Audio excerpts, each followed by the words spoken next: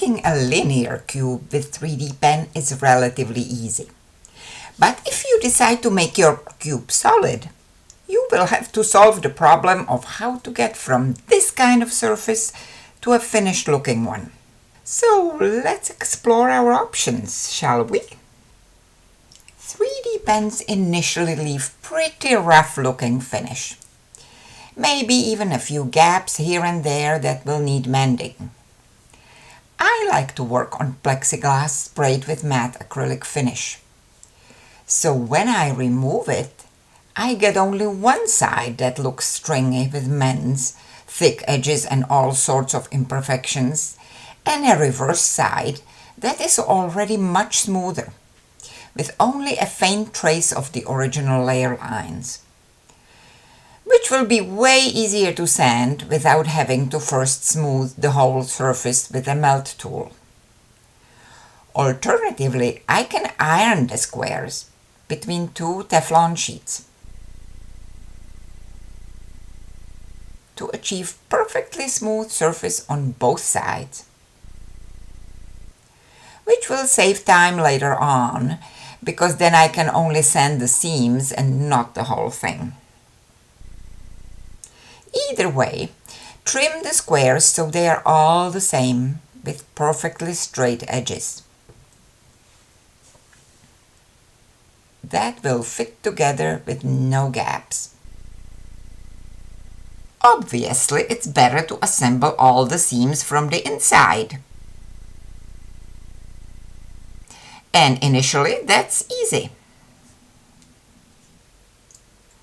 Just make sure, if you did leave one side rough, that that side faces towards the inside of the cube.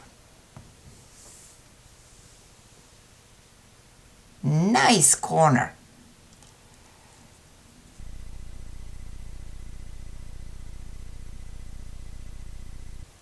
Eventually, you reach a point where the access with the pen gets difficult, plus you can't really see what you're doing, which will prevent you from doing a clean job. So let's back up and plan a little. I need to plan how to close this front side and put the last face on. I can still reach the sides of this face, but the back of it looks difficult. So I will deploy the clamshell trick. The idea here is to work with the plastic when it's melted as it comes out of the pen, before it has a chance to solidify.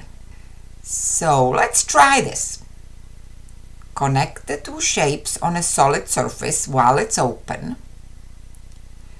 Close it shut while it's still soft, and hold until it's cold. Obviously, this only works for relatively small objects. Good corner. Now I can seal the two inner sides I could reach and progress to the lid.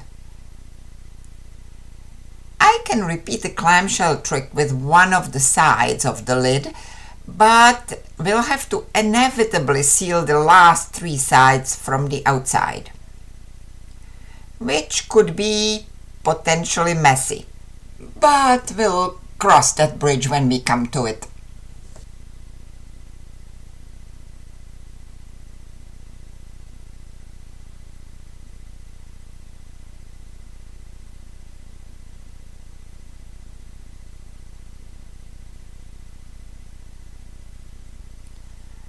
So far so good. Now for the messy part. I will attach a line to the edge of one of the still open seams, make it several lines thick, and then invert the corner onto it and hold.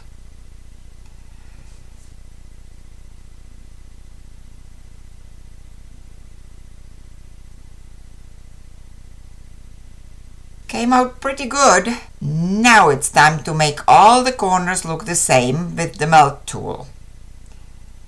And back to the grindstone. Literally. Yeah, and of course, sanding. Then we have a relatively smooth cube. Other shapes may be a little more challenging because the angles of the sides are not the easy 90-degree angles and may be different for each shape. But more on that in this video.